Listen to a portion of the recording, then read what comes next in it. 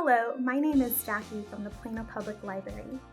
Sometimes I love to get creative, and sometimes I don't have the materials to do so.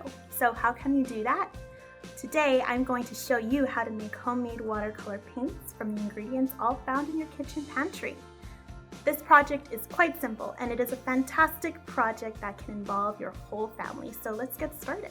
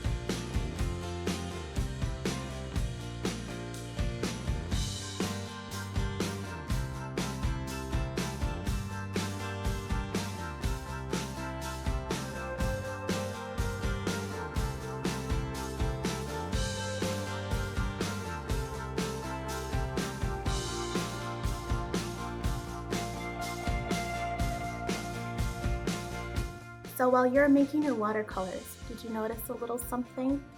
When you mix baking soda and vinegar together, it makes a chemical reaction and then it starts to fizz up.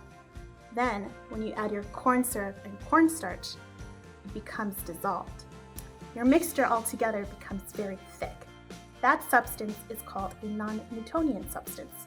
Then, all you have to do is keep on mixing it and add your colors. Afterwards, when you mix the colors together, you can make any colors that you like.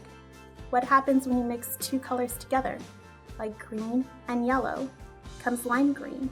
If you mix blue and red, then it makes purple.